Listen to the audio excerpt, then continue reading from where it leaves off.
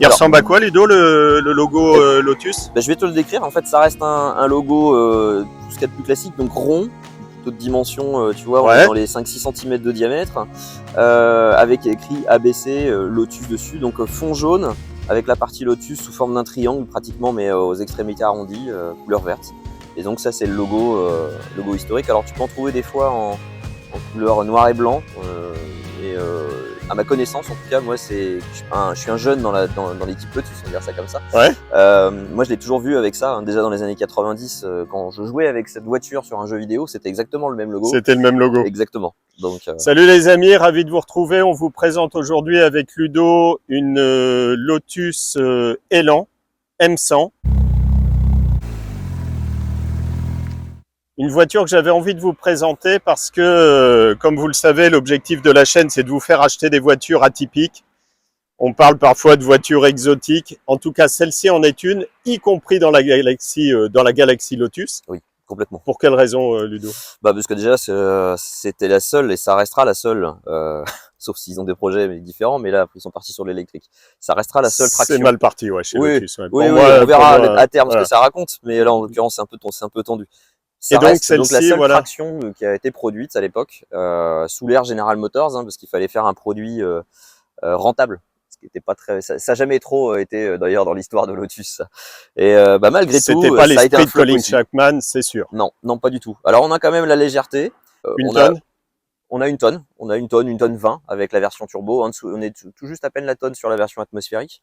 C'est un produit qui, à l'époque, a plu à toute la presse, tous les journalistes automobiles. Hein, elle était qualifiée d'une des meilleures tractions. C'est vrai. Un pléonasme, traction avant. Oui. De l'époque. Elle a été fabriquée, cette Elan M100, de 1989 à 1900. Alors, tu as eu 89, 92 pour les premières séries. Donc, ça représente 3855 exemplaires conduite gauche-droite internationale, en fait.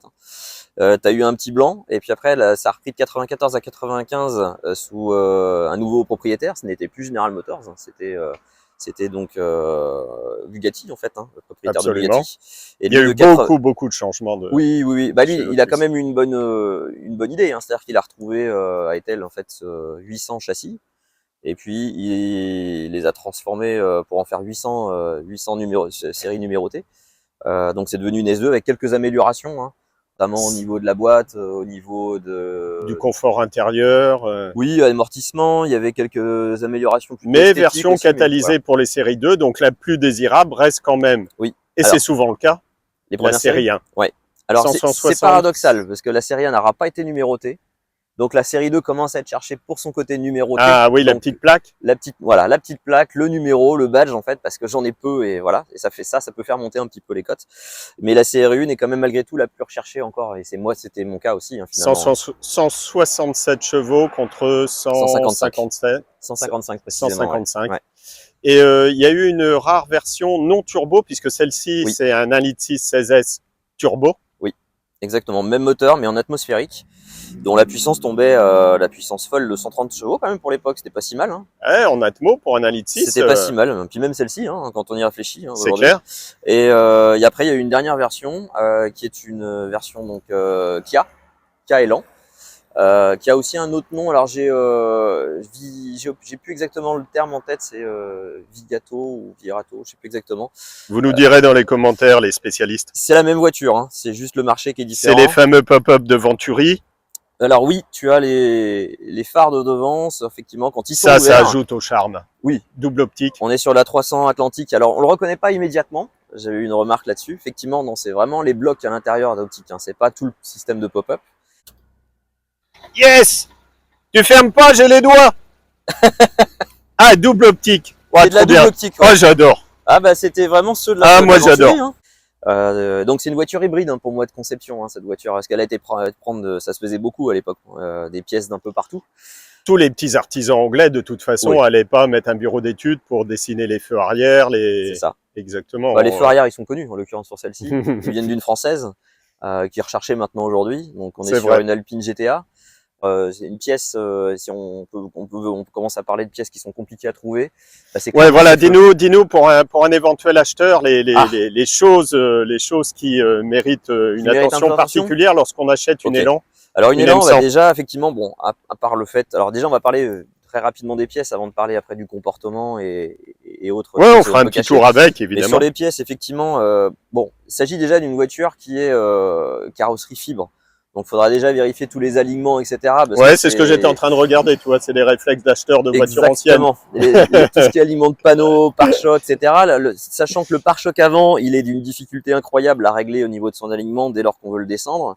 Parce que souvent, certaines personnes, lors des peintures, font appel à des professionnels qui ne connaissent pas le véhicule et qui inversent à la remonte les clignotants avant. Les clignotants avant qui, petite précision, petite parenthèse faite, seront ceux qui sont utilisés sur la McLaren F1 peu de temps après, parce que c'est le même designer, elle a le même papa. Ouais, Peter Stevens, qui est bien connu, qui a commencé sa carrière chez Ford et qui l'a terminé chez MG. Exactement. Un grand monsieur du design. Très grand. Et aujourd'hui, d'ailleurs, 34 ans après, moi je trouve que cette voiture, c'est vulgairement dit, mais elle a toujours de la gueule en fait. Ouais.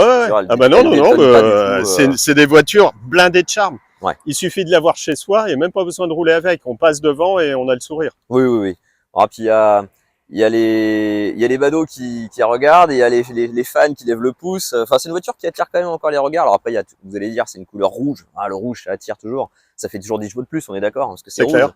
Mais c'est toute notre enfance, on les voulait. Mais voilà, c'est une voiture qui, pour moi, elle a un temporel au niveau du design. Donc pare-choc, carrosserie, fibre de verre. Donc voilà, il y a ça à regarder. La taille des pneus, Ludo, c'est des tailles standards. Sur les séries 1, c'est assez simple. Ok. Il n'y a pas beaucoup de choix. C'est-à-dire que c'est une monte, on est en 205, 50-15, il y a très peu de choix. Aujourd'hui, le meilleur compromis que beaucoup s'accordent à trouver quand il s'agit d'une conduite normale, hein, on ne parle pas de faire du circuit ici, hein. On parle d'une conduite on n'est pas sur du en gentleman driver, quoi. Et là, on est sur des pneus type Toyo, c'est ce qu'on trouve le plus. On est sur une centaine d'euros la gomme, un peu. D'accord. Bon, c'est pas rédhibitoire parce qu'il y a des voitures, c'est des pièges Ouais. Alors après là, donc c'est les jantes d'origine, c'était OZ qui les avait dessinées sur la série 1. Chouette. Sur la version américaine, il me semble aussi que c'est OZ, mais on appelle ça des fédérales, donc elles sont en 16 pouces. Parce qu'initialement, de ce que j'ai eu comme information, moi, auprès des membres passionnés et anciens, je devrais dire même de ce modèle sur le Club Lotus, c'est que c'est un véhicule qui était dessiné pour être en 16. Donc normes européennes ou autres, je ne sais pas exactement ce qui s'est dessiné là, ou raison économique. En tout cas, en Europe, nous, on a eu le droit aux versions en 15 pouces, ce qui a été corrigé à la série 2. À la série 2, en fait, ils ont remis des jantes 16, mais par contre, cette fois-ci fournies par BBS. Jantes qui lui vont extrêmement bien et qui ressemblent beaucoup à celles de l'Esprit à l'époque. Absolument, ouais. Voilà, après, sur lequel il faut faire très attention en termes de coût, ça va être les phares arrière. Là, si on va directement voir ces phares-là. Les feux arrière d'Alpine. Ouais, alors l'Alpine GTA, en fait, il y a les feux en eux-mêmes et puis il y a un masque, en fait. Le masque ou les feux, dans les deux cas de figure, de toute façon, ça coûte extrêmement cher. C'est extrêmement rare d'en trouver. On n'est que sur la pièce d'occasion, hein, quoi qu'il arrive. Il n'y a pas eu à ma connaissance, de refabrication sur les feux. Sur les masques, il y a eu pendant une période, j'ai vu des sujets passer sur des forums anglais. Mais le masque, c'est quasi entre 400 et 600 euros pièce. Et le phare arrière, certains jouent un petit peu la rareté. Donc j'ai vu des fois sur des sites de commerce en ligne assez connus, on peut monter jusqu'à 1000 euros, quoi. Ça peut être extrêmement cher, quoi. Ouais, regardez bien s'ils sont pas fissurés. Exactement, ouais, tout à fait. Alors, bon, c'est pas plus. Voilà, ouverture de la capote quand même, qu'on voit la ligne, Ludo. Oui, c'est quand même plus sympathique, hein. Donc ça mérite, voilà. C'est avant tout un cabriolet. C'est une technique. Alors là, tu me vois avec une espèce de chiffon pour une bonne raison, c'est que la capote, elle a tendance à appuyer sur le couvre-capote, et donc du coup, ça laisse une marque de pression, et j'aime pas ça. Voilà, donc en fait, t'as un petit crochet en fait à l'intérieur contre-porte. D'accord. Qui permet de déverrouiller en fait. Ah, classe. Ici. Donc le crochet, il se trouve juste là. T'as son jumeau de l'autre côté, mais à la base, c'était pensé pour une anglaise, hein, quoi, avec le volant droit. C'est normal, il est du bon côté pour un anglais. Moi, j'ai la trappe à essence de l'autre côté. Voilà, et en fait, après, c'est tout simple. Donc, tu vois, je tiens ici. Donc, j'ai le couvre-capote que je suspends. Et en fait, après, j'emmène gentiment la capote dans son compartiment. Il y a une petite barre à soulever, à maintenir ici. Et elle passe derrière. Classique. Et là, hop, on appuie bien de chaque côté. On referme le couvre-capote au niveau des anses. Tac, et voilà. Wow. Et ça pas plus bête que ça. Et voilà la ligne quand elle complètement décapotée. À la MPS, tu fais un beau travelling sur le cabrio. Et voilà, là, on a une deuxième voiture. Exactement. On passe, et en même temps, on voit que c'est un cabriolet, Oui. puisque c'est une capote en toile. Ouais, il y a un petit accessoire indispensable qui a été greffé par l'ancien propriétaire et qu'on trouve encore aujourd'hui, hein, s'il faut. Ce que j'appelle le peigne, moi, communément, mais donc le coupe-vent, hein, Ouais. qui est nécessaire. Le Ah bah filet, quand tu roules, sinon torticolis assuré. oui, c'est ça. Un blocage de cou, exactement. Non, c'est très agréable. Côté capote, joint de capote, etc. Ah, C'est des pièces qu'on trouve facilement. alors Ou, capote, on la trouve encore. Ok. En Angleterre, il y a encore quelques producteurs, et puis même en France, il y a un revendeur de capotes, Bien je sais connu. pas où, qui est bien connu. Je sais pas où il s'approvisionne, mais en gros, elles sont disponibles. Alors bien sûr, mois après mois, année après année, les tarifs explosent. Là, la dernière fois que j'avais consulté, on a dépassé les 1100 € pour le produit. Après, il faut compter toute la main d'œuvre, qui variera selon la personne qui vous le fait. Hein. Ça peut être quasiment le même prix. Par contre, au niveau des joints, alors les joints, ça c'est un vrai sujet. On peut arriver à, globalement, tout se trouve, mais avec un peu d'effort. Il y a quelques revendeurs anglais qui ont récupéré un peu de marché. Il y a eu quelques fois de la refabrication presque mieux faite que l'origine. Mais quoi qu'il arrive, changer les joints quand ils sont cuits, oui, d'accord. Quand ils sont juste un petit peu fatigués, si l'idée de base c'était d'avoir une meilleure étanchéité, ouais. c'est pas la peine. Vous lancez pas là-dedans? Non. Il y aura toujours la petite goutte qui va trouver son chemin pour aller vous arroser la jambe gauche en pleine conduite. Donc ça vous rappelle juste que c'est un cabriolet qui aime bien le soleil quand même. Ça marche. Conçu par les Anglais, mais qui aiment le soleil. Exactement. Au niveau accastillage, portière, les jeux, Alors, tout ce qui est fermeture, ouverture, vitre électrique. J'ai rien noté de particulier là-dessus parce que pour moi c'est un châssis qui est extrêmement bien rigide. Ouais. Ça bouge pas trop. Après il y aura des petits bruits de mobilier, des petits craquements, etc. Mais ça, faut pas en avoir peur. Clairement c'est dans sa conception, j'ai envie de dire. Mais non, ça bouge pas trop. La particularité, c'est que quand on veut il y a une panne qui est quand même assez connue. On va parler un petit peu des choses qui vont bien et des choses qui vont moins bien. Donc les choses qui vont moins bien, on va commencer puisque les portes sont ouvertes par les vitres électriques. Les vitres en elles-mêmes, il n'y a pas de souci, bien qu'elles se fassent rares maintenant. Mais c'est le moteur qui peut lâcher, mais surtout une petite pièce en plastique qui est vraiment de conception très fragile. Comme d'habitude. Qui casse. Comme d'habitude. Et ça nécessite un démontage du panneau et c'est là que la galère commence. Parce que des vis, il y en a partout. Il y en a, d'ailleurs, on en voit une trace ici d'un ancien démontage. C'est-à-dire que là, c'est une petite pièce en plastique. Il y a beaucoup la fond refabriqués. Moi, je les ai achetés en nombre, c'est important parce que c'est juste un cache, justement, où se trouve une vis derrière. Il y a des vis partout cachées derrière la moquette d'origine. Donc, je vous cache pas que ça met un peu de temps. Oui, et puis moi j'y vais avec certaines parcimonie parce que là j'ose plus les démonter. Moi, j'ai peur d'arracher le velours rouge d'origine qui est quand même dans une extrême belle santé. Il y a des vis de partout et une fois qu'on a réussi à enlever le panneau, là on trouve tout le mécanisme. Donc là c'est effectivement cette partie-là. Ça c'est les trucs qui agacent. Oui. T'as une voiture sympa avec des vitres électriques, etc. Et là t'as une pièce en plastique qui fout le bazar pendant 3 semaines parce que t'as tout démonté. Alors, qu'est-ce qu'il peut y avoir d'autre autrement qui agaçant? Bon, on avait parlé des phares qui coûtaient vraiment très très cher. Les pop-up, les moteurs de phares rétractables. Ouais, voilà. Alors souvent c'est du reconditionnement ou en tout cas on arrive à les réparer. Okay. Mais ça peut finalement un peu lâcher. Hein. C'est moins dans le temps. Je trouve que c'est moins fiable, moins solide. Je dirais ça plutôt que la MX-5 de première génération par exemple où on en voit aujourd'hui. Ça marche toujours très très bien quoi. Hein. Donc c'était japonais. C'est ça. Là, c'est du Venturi revu et corrigé. C'est exactement ça. Après, on va trouver un petit peu partout des pièces General Motors, hein, les Komodo. Je pense qu'on est sur les tableaux de bord. Ouais, je vais demander à MPS d'aller faire un petit tour à l'intérieur de l'autre côté. Tu vas nous décrire un peu les combinés d'instruments, etc. Ludo. Ça marche. On fait un petit tour à l'intérieur. On regardera le moteur juste après et le coffre. On fait pas dans l'ordre. On est sur une ambiance quand même austère, hein. On est dans les années 90, hein. On est noir de chez noir. On aime le noir. On aime le noir et puis des plastiques très très rigides, mais par contre ils ont bien vieilli quoi. On en parlait juste avant. C'est pas les tableaux de bord de Porsche qui se fissurent en deux. Exactement. Ils ont traversé l'époque. Donc ça va bien de ce côté-là. Après, la description du tableau de bord elle est assez basique. C'est vrai qu'ils n'ont pas fait des contours ronds, blancs, etc. Ils ont fait un découpage, un design un peu particulier en 2001 sur le régime moteur, sur la vitesse, etc. C'est assez simpliste. Hein. On a La température d'eau, on a jauge d'essence. L'essentiel en face, plus face. des petits rappels ici pour pression d'huile, turbo. C'est ça. Alors après, plus le tableau de bord, il est quand même un petit peu incliné vers le conducteur. Comme les BM. Les BM série 3, genre de 30 de l'époque. Ou série 8. Oui, ou plus loin, oui. plus coûteux.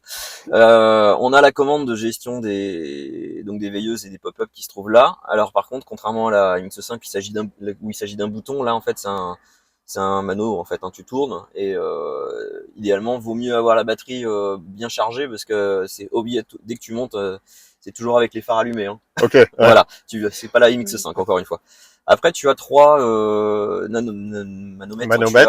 En gros celui de la tension de la batterie, tu as la pression d'huile, important, qui est très importante, donc 2,5 quand elle est à l'arrêt, de 5 quand elle est en pression, hein, quand elle tourne bien.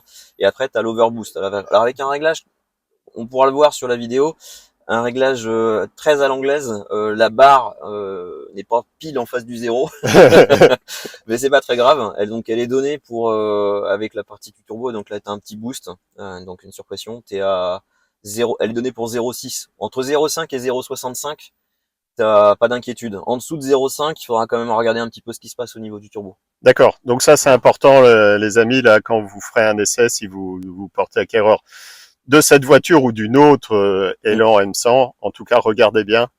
C'est important. Voilà, après, il y a le combiné est vraiment très simple pour ce qui reste. On a sur de la ventilation, température, anti-brouillard, warning.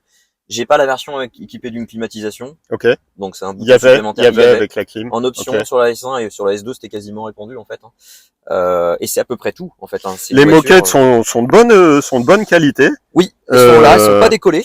Ouais, non, c'est chouette. Voilà. C'est Sky ou c'est cuir? Cuir. Alors sur l'assise. Ouais. Alors, au niveau des sièges. Ouais, alors c'est là en l'occurrence c'est du cuir parce que ce cuir que tu as là, il a été refait par un sellier pour l'assise. J'ai la chance d'avoir un modèle où la personne qui était avant s'est rendu compte d'un des défauts de ces S100 sur le cuir, CS1 pardon, c'est que le cuir en fait l'assise, la mousse, elle est quand même très légère, elle s'affaisse très vite. D'accord.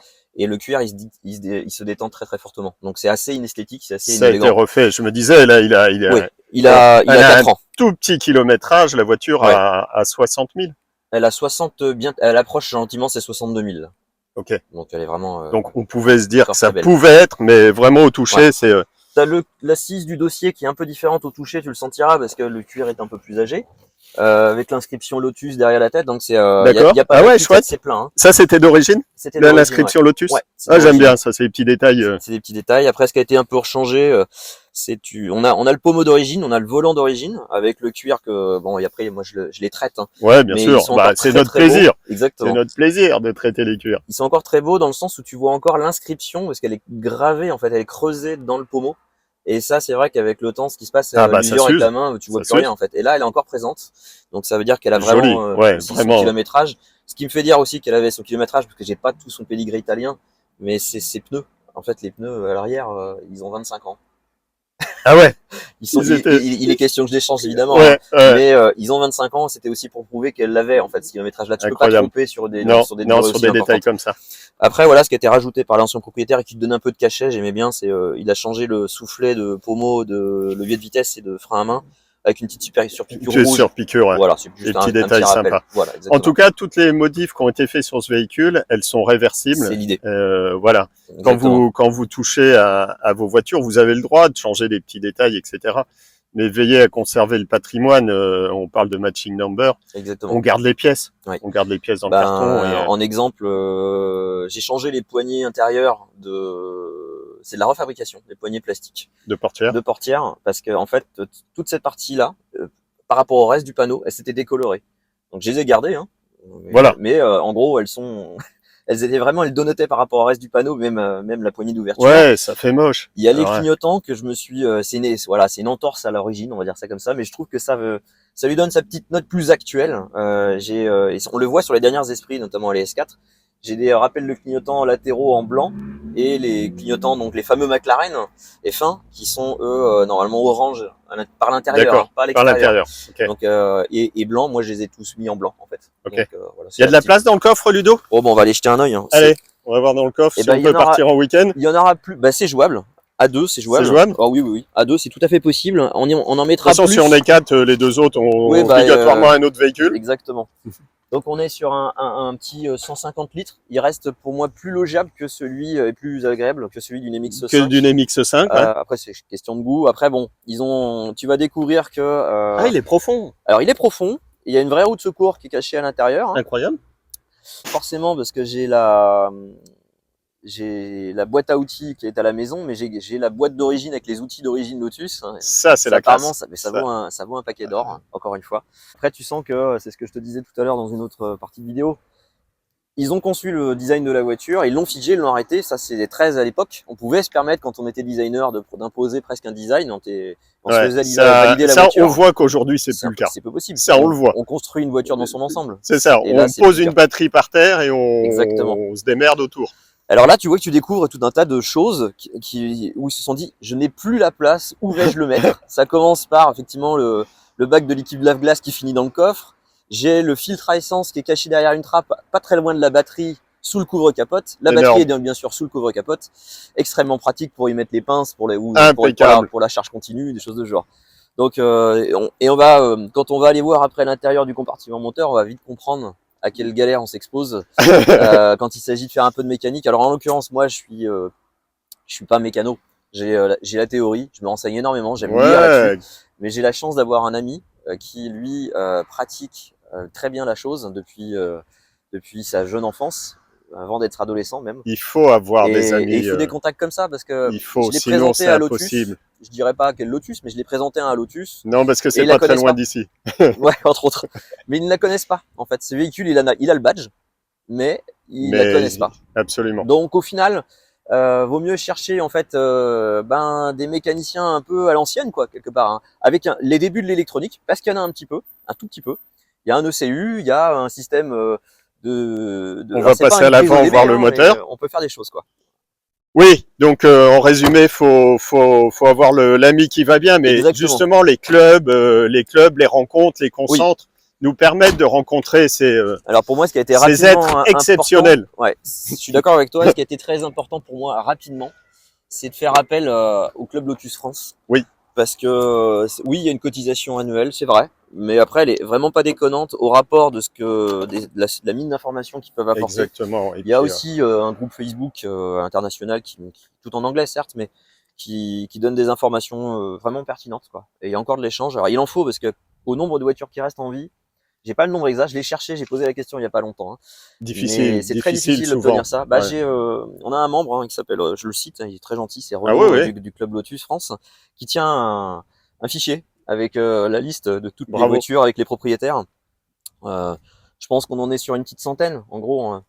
Ouais, effectivement, voilà. Ça commence à se faire rare. Les amis, je vous ai mis une vignette sur la vidéo avec la photo d'un de mes délits, un Renault Espace 4. Et je vous ai mis quel point commun y a-t-il entre ces deux voitures? Eh bien, on s'approche de la réponse. Vous ne serez pas obligé de rester jusqu'à la fin de la vidéo qui va durer 3h30. Le bloc moteur de cet Elan a été fabriqué par Isuzu, un japonais. Exactement. Et le moteur du Renault Espace 4, c'est un moteur, c'est le V6 3 litres DCI et c'est un moteur Isuzu. Les deux voitures, une Renault et une Lotus, ont tous les deux des moteurs Isuzu. Voilà, c'était le point commun. Petite anecdote, c'était pour rigoler. Donc, 1,6 litre 16 soupapes, 167 chevaux, turbo compressé. Qu'est-ce qu'il faut regarder, Ludo? L'avantage, c'est que là, le turbo, il est face à toi, donc tu peux pas trop galérer à les récupérer. D'accord, c'est une bonne nouvelle, ça. C'est une bonne nouvelle. C'est souvent une galère sur plein d'autres moteurs, mais là, ils l'ont mis de conception, c'est plutôt bien fait. Non, si la voiture a été comme la mienne, un peu exposée, stockée, tant qu'elle était exposée au sec, ça va. Mais il faut quand même regarder un petit peu l'état de tout ce qui est tuyauterie du rite, etc. Évidemment, hein, pour remplacer tout ce qui est à remplacer. Le moteur en lui-même, pour le dire. C'est un moteur qui est franchement à l'épreuve des balles. C'est la réputation. C'est la réputation qu'il en a. Il vient alors je sais plus quel est une Isuzu de l'époque, hein, mais un autre véhicule, hein, il vient de là. Il a été, A priori. Ouais, il fallait trouver un moteur tout petit parce qu'il n'y avait pas la place. Exactement. Bah, on le voit, de toute façon, là, c'est exigu, ouais. Ouais, c'est très exigu. Et on a un moteur, en fait, qui a été retravaillé par Lotus, d'où le badge Isuzu-Lotus que tu vois d'inscrit sur le bloc. D'accord. Merci pour la description, Ludo. Ludo. Extrêmement fiable. Vraiment, vraiment très bonne. Je ne sais pas, j'ai pas la réponse. C'est chaîne de distri ou courroie? Alors, on est sur une courroie. Une courroie avec un entretien 5 ans, 120 000. Ok. Et il faut le respecter. Un peu comme certaines italiennes. Faut pas trop jouer sur la durée avec ça. Non, quand c'est préconisé, en général, quand on aime nos voitures, on les fait même avant. Oui. Pareil pour les vidanges tous les ans. Ce qui a peut-être pas été fait quand elle a été stockée, celle-ci. Donc du coup, quand je l'ai récupérée, elle a eu le droit à une double vidange. Oui. Pour repartir sur le bas de scène et nettoyer toutes les éventuelles boues qui auraient pu être stockées au fond. Comme les purges de circuit de freinage, n'hésitez pas à faire 2 tours. Tout a été refait en fait sur celle-ci. On a les changé courroies. Tous les filtres. Alors la courroie, elle est 2021, donc elle a encore 2 ans pour elle. Courroie d'accessoires, etc. Exactement. Pas de soucis particuliers, il n'y a pas de piège. Non. Et alors les courroies, quelles qu'elles soient, les pompes à eau, tout ça, on les trouve. Alors par contre, on peut encore avoir quelques pièces qu'on peut trouver chez des revendeurs connus en France. Par contre, moi, je me suis majoritairement fourni en Angleterre chez deux enseignes. Je vais les citer parce que beaucoup de gens les chercheront. C'est SJ Sports Cars et PNM SJ Sports Cars et PNM Parts. Bon, les deux travaillent des fois ensemble, mais d'autres, chez PNM, des fois, ils font des fabrications un peu sur mesure, notamment pour le freinage. Ils font des choses assez intéressantes. Et globalement, ils ont dû racheter un certain... J'ai l'explication que comme ça, je la vois que comme ça. Ils ont dû racheter à un certain moment des pièces comme ça. Et aujourd'hui, ils les revendent. Alors, ils les revendent certaines à prix d'or. Je vais donner un cas où, en l'occurrence, qu'est-ce qu'on doit surveiller pas au niveau du moteur. Par contre, moi, il m'est arrivé une mésaventures que toutes les S1 peuvent rencontrer. C'est le câble de boîte qui casse. D'accord. Et ça, c'est une fragilité qui est connue, qui a été justement modifiée sur la S2. Et ces deux câbles, en fait, parce que c'est deux câbles, donc ça valait à peu près 240 livres. Moi, quand je m'en suis occupé, c'était début d'année 2024. Les câbles de transmission entre la boîte et le sélecteur de boîte. Exactement. Donc là, c'est toute une histoire parce que faut déjà arriver à les passer. Et puis, il faut aussi arriver à les régler parce que ces câbles-là, en fait, on n'a pas repris les câbles d'origine, ils ne se font plus. Ou alors, quand on en retrouve, des fois, c'est vendu à prix d'or et ça peut casser. Donc, ça n'a aucun intérêt. Donc, je suis parti sur les versions S2, moi. Donc, câbles renforcés. Qui sont, OK. Et donc, ça nécessitait beaucoup de temps de ma part de mon ami mécano parce qu'il y a passé, je pense, au moins 4 ou 5 week-ends dessus. Oh la vache. Effectivement. Pour le bon réglage. Effectivement. Ah, sinon, c'était la boîte la troisième qui sautait ou la marche arrière qui sautait. Il y a ma petite souris qui est en train de filmer, dont le surnom est MPS. Elle sourit intérieurement parce qu'elle a un Roadster MG, un ATF. Et c'est pareil, c'est les câbles qui cèdent très rapidement. Comme la voiture est très basse, elle les a arrachés sur un Dodan et pareil, c'est une galère. C'est le même prix. Oui, oui, d'accord, ok. Bon, moi, ça m'avait un peu choqué. Ah, c'est clair, c'est clair. Je suis pas habitué. C'est ma première anglaise, c'est aussi ma première Lotus. Je suis habitué des japonais. Qu'est-ce que tu avais avant? C'est une question que je pose régulièrement, Ludo. Qu'est-ce que tu avais juste avant celle-là? Juste avant celle-là? Ah, rien à voir. J'avais une 370Z, GT Edition. Ok. Donc on est sur un véhicule beaucoup plus lourd, beaucoup plus puissant, peut-être trop gros pour moi à GT. l'époque. Gros GT, ouais, c'était peut-être trop pour moi. Gros GT. Est-ce que tu as déjà une idée de celle d'après avant que tu m'emmènes faire un tour? Après celle-ci, c'est plus pour des raisons familiales. Je pense qu'on va rester sur du cabriolet, mais on partira peut-être sur un 4 places. Sur un 4 places, un 2+2. Ouais, voilà. Ok. Voilà, c'est ça, on peut le voir comme ça. Et bon, on cache le berlingot. Oui, alors il restait 2-3 petites choses que je voulais dire à l'intérieur quand même qui sont intéressantes en fait, c'est que sur ces séries-là, pareil, première génération, il y a le capteur d'angle d'Arbracam qui donc dans cette zone. On va le voir ici, il y a eu un petit rajout, c'est un correctif en fait. Donc il est nécessaire pour le calage, pour que les démarrages se passent bien. Il y a plein de choses qui vont avec. Donc en gros, cette petite pièce, je le savais pas, c'est un membre, encore une fois, du club Lotus. Merci au club Lotus France. Est-ce qu'elle a eu le droit à ça? Voilà, exactement. Merci à eux parce que ils m'aiguillent quand même pas mal là-dessus. Et comme c'est une voiture qui est quand même pas très répandue pour trouver ce genre de type d'informations. Et puis comme Lotus la connaît pas, ils n'ont pas fait. Les modèles rares, c'est tout de suite, tout est plus compliqué. C'est ça. Non, après encore une fois, bien entretenu, vidangé régulièrement. C'est un moteur qui résiste, même je dirais malmené. c'est un moteur qui est quand même connu pour être vraiment solide. Alors après, moi je les malmêle pas. Non, pas non, les amener non, au détour, je respecte l'âge qu'elle a. Voilà, on les fait chauffer, on les coupe pas à l'arrache. Voilà. Après, certains ont été jusqu'à optimiser ça, hein. C'est-à-dire que le CU qui est dedans, donc il y a un petit peu d'électronique, je le disais, permet ce qu'ils appellent chipper, c'est-à-dire qu'on peut monter le moteur jusqu'à 200 chevaux. J'ai un membre du club qui l'a fait il y a de nombreuses années. Il est on a le resté droit longtemps aussi, dessus, hein. On a le droit. et ça marche très bien. Et là, il vient de faire doit avoir bien, elle s'approche aussi de ses 30 ans là. Il vient de faire seulement son joint de culasse, mais ça j'ai envie de dire, c'est une pièce d'usure après 30 ans, ça peut arriver. Absolument. Voilà. La tienne, elle a 130 000 pratiquement, et lui, elle est extrêmement améliorée, on va dire ça comme ça. Voilà. Alors quand je dis on a le droit d'upgrader ces véhicules à partir du moment où on roule un petit peu moins sur la route. Oui, exactement. Après, et un peu plus sur circuit. Après, ce qu'il faudra surveiller, les dernières petites choses, c'est l'allumage. En fait, c'est une voiture qui est un peu capricieuse. Tu as dû le voir tout à l'heure quand on a redémarré. Ouais, à chaud. À chaud. Ah, ça, c'est à chaud. Malgré tout, c'est un véhicule sur lequel faire attention. Ça fait partie des premiers prérequis qu'il faut vérifier si elle a des difficultés à chaud comme à froid. Donc c'est un allumage classique, tête d'allumeur, fil de bougie. Exactement. Donc là, sur celle-ci, il y a eu les bougies qui ont été remplacées. Alors attention, parce que même en prenant les Lotus, les NGK d'origine chez Lotus, l'écartement n'est pas respecté par rapport au livret. Donc normalement c'est 0,8 et m'avait été livré en 0,9. Ah, précision extrêmement utile parce que ça on peut chercher pendant un moment. Ouais, exactement. Faudra vérifier la richesse pour voir aussi après quelques 1000 km pour vérifier comme ça, en ayant bien roulé si elles sont propres ou pas quand même malgré tout. Moi il y a tous les faisceaux d'allumage qui ont été mis par un faisceau de compétition. D'accord. Qui fiabilise la transmission du courant. Exactement. Là-dessus, il faut les changer. Moi, ils avaient 8 ans, il était temps de le faire. Il y en a qui peuvent aller plus loin, mais c'est bien. Et puis encore une fois, c'est un compartiment moteur qui chauffe, donc. Et puis au niveau allumage, qu'est-ce qu'on avait modifié, enfin changé, remplacé, que je pense qu'était d'origine, c'était les bobines. Elles sont vendues par paire. On peut encore les trouver en France, celles-ci. Pas forcément. D'accord. Moi, je l'ai découvert qu'après coup. Mais c'est une bobine par cylindre. Ça fonctionne par paire en fait. Hein. D'accord. Okay. Donc t'as 1, 3, des 2, 4. Okay. Et c'est pas une pièce coûteuse. Par exemple, pour avoir un autre store dans la famille qui est une Barchetta. Italienne. Une italienne. Ah oui, on aime. De toute façon, on aime les voitures un peu particulières, un peu atypiques. La Barchetta, c'est un moteur qui est très bon, hein, mais par contre, les bobines sont quand même pas données en comparaison de celle-ci. En plus, elles sont vendues à l'unité. Là, par contre, elles sont vendues que par paire. Je dois en remplacer une sur une de mes voitures, 2500 € la bobine. D'accord. ACL 600 les amis. C'est plus la même délire. Ouais. Non, là, je parle de bobine. Ouais, voilà. C'est bien d'en avoir une, même d'avance dans le coffre. C'est ça. Puisque quand une bobine rend l'âme. Exactement. Ça rend l'âme. Donc toutes ces pièces-là ont été conservées. Merci et puis, pour toutes ces infos, Ludo. Il reste une dernière chose qui est pas dans le moteur. Je vais refermer le compartiment. Il reste une dernière chose qui pour moi... Qui est pas à l'intérieur, qui est pas dans le coffre, qui est pas dans le moteur. Mais qui est en dessous. On la retourne. Tac.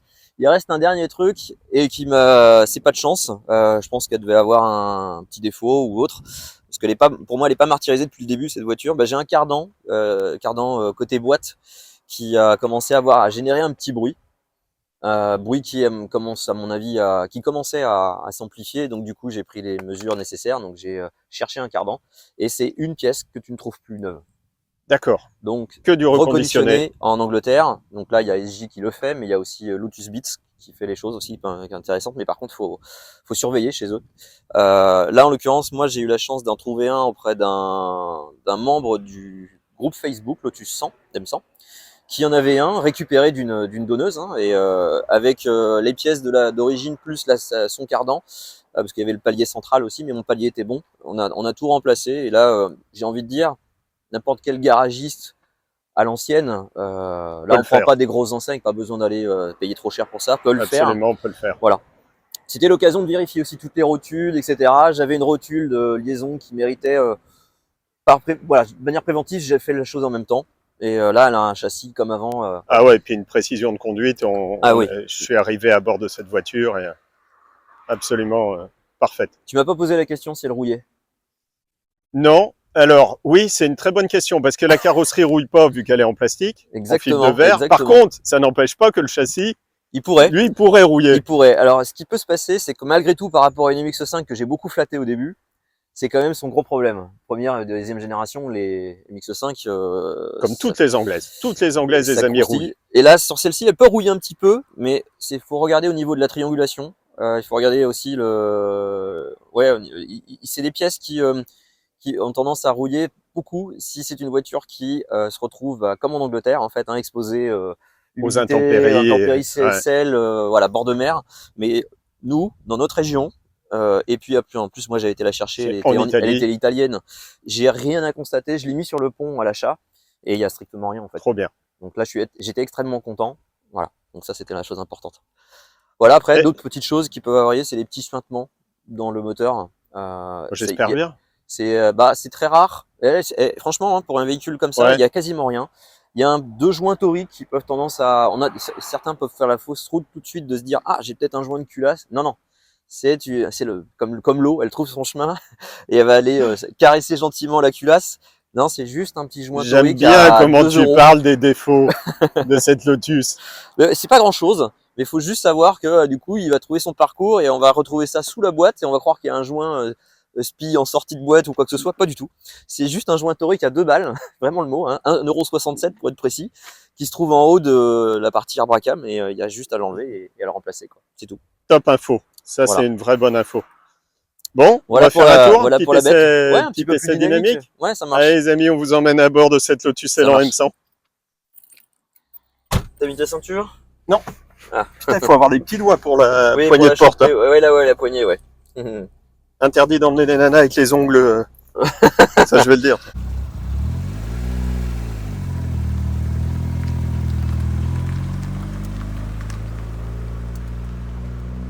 Est-ce qu'il y a, en termes de comportement, on le rappelle, c'est une traction, ce qui est quand même... C'est une traction, la seule faite par Lotus, et ça aurait été la première et ça aurait été la dernière d'ailleurs. D'où l'intérêt de cette voiture. Enfin, moi qui m'intéresse aux voitures un peu qui sortent des sentiers battus, celle-là sort vraiment. Complètement. Rigide. Oui. Quand on descend d'un trottoir, je vous confirme, c'est rigide. Rigide et on va dire bas aussi. Bas. Ouais. Sur un ralentisseur, faut y aller genre très tranquillement malgré tout. Ouais. Et encore celle-ci, elle a des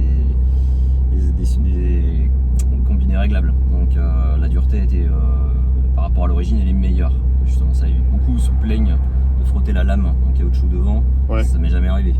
D'accord, parce que du coup elle est écrantée un peu plus haut. Elle est écrantée un peu plus haut, elle est bien réglée telle que l'ancien propriétaire l'a fait, c'est lui qui a fait remplacer ça et j'admets que ça fait très très bien le travail et ça garde la bonne tenue de route qui en a fait sa réputation. C'est un véhicule qui a été bien noté en presse. Il a été mal accueilli par le public à l'époque, mais en presse... Parce qu'il heurtait la clientèle Lotus, qui est quand même une clientèle de niche. Complètement, puis attaché à sa marque avec ses caractéristiques. Exactement. Bon, après, pour te répondre à ta question de tout à l'heure, au niveau comportement, pour moi, qui possède d'autres roadsters à côté, type MX-5. Ah oui, voilà, ça c'est une excellente comparaison.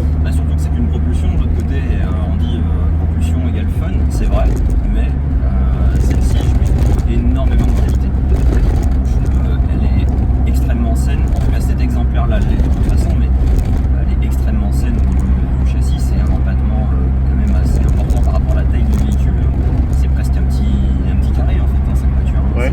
3 mètres 80. 3 mètres 80, ouais, c'est ça, 3 mètres 83, quelque chose par là, quoi. C'est vraiment très court. On a une direction, alors assistée dans les années 90, ça reste quand même un peu dur, mais c'est extrêmement précis, plus qu'une conduite avec une direction électrique comme les dernières MC5. Et franchement, le moteur, il est juste extraordinaire. Pour moi, c'est le combo qui fait que cette voiture, en plus du design qui est vraiment très atypique, c'est un combo qui marche bien. Tenue de route extra, moteur hyper pointu, mais aidé quand même du turbo. Boîte 5 vitesses. Boîte 5 toujours, quoi qu'il arrive. Ok. Et donc, c'est sûr que comparativement à une MX-5, peu importe la génération d'ailleurs. Ouais, la comparaison, ouais. Sur la boîte elle reste quand même meilleure sur la MX, qu'on en dise. Celle-ci, en fait, elle fait le job.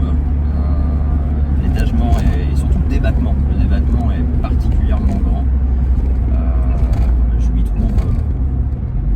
Je trouve que tout passe bien, mais c'est vrai que par rapport à ses capacités, ils auraient pu faire une boîte un petit peu plus sympa, avec un levier un peu moins haut et un débattement un peu moins grand. Ouais, une boîte plus de type sport, quoi. Ouais, voilà. Ça c'est à peu près ce qu'on peut lui reprocher. Après, par contre, au niveau du caractère moteur, c'est juste 4 ans après, c'est juste incroyable. Le contour, il marque combien, la zone rouge? Alors c'est pas une zone rouge, c'est un encadré qui commence à 7 et qui se termine à 8, à les donner pour 7200 tours. Alors après avec une précision à l'horlogerie anglaise, pardon, tu peux te retrouver comme mon ami mécano qui me l'avait bien remis sur pied, s'est retrouvé à 7005 quand il a voulu aller jusqu'en haut. Donc voilà, mais on doit y être, on doit arriver au Rupter à peu près à 7002 quoi. Ok. Température moteur de fonctionnement habituelle, elle est bien quand elle est à quelle température? Faut pas aller au-delà de... Alors, c'est un moteur qui, dans sa conception, chauffe beaucoup à l'arrêt. Ok. Mais c'est... je pense que c'est lié aussi au design. Hein, je veux dire, on fait plus des voitures comme ça aujourd'hui. C'est-à-dire qu'ils ont fait le design, ils l'ont figé, après ils ont dit quel moteur on met là-dedans, et ils l'ont poussé au chausse-pied. Et c'est vrai qu'en roulant, en gros, on reste... Alors c'est sur 4 niveaux. Donc on reste sur le premier niveau quand tout fonctionne bien. Okay. Là en l'occurrence nous on a changé le Calorsta parce que justement elle montait plus correctement en température, donc je crois que s'il l'ouvrait plus. On peut monter quasiment jusqu'au 3e dernier, sur 4 le 3e niveau. Et je crois que sur cette voiture là, si je dis pas de bêtises, ceux qui sont sur le club Lotus, parce que moi je suis un petit jeune par rapport à eux là-dessus, peuvent monter jusqu'à l'ouverture, je crois que c'est une 105 ou 105 degrés quoi. On commence à s'inquiéter. Ouais. Après voilà, c'est une voiture qui naturellement chauffe qu'en ville, en tout cas sur place, et l'été dans les mêmes conditions. Après pour rouler, elle reste au premier quart, c'est que tout va bien. C'est nickel. Ok. Et ben c'était une belle petite balade, un petit moment sympa qu'on a partagé ensemble. Merci Ludo pour cette visite de cette Lotus Elan M100.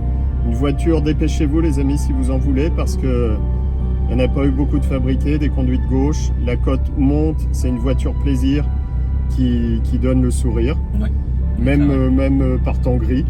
Oui, bien sûr. Et ben écoute, je crois que tu as d'autres voitures, on se reverra Ludo. Oui. Ça sera avec plaisir. Avec plaisir. Allez, merci. À bientôt. J'ai pas fait un essai très dynamique d'ailleurs, on n'a pas utilisé le turbo. On peut reprendre un petit peu après d'autres petits passages. Là on est à Trénou. On est à Trénou, c'est quand parking. Donc là je viens de faire le tour de la voiture en même temps qu'elle tournait, donc comme ça j'ai bien été le bon son derrière. Alors on va vérifier si ça marche.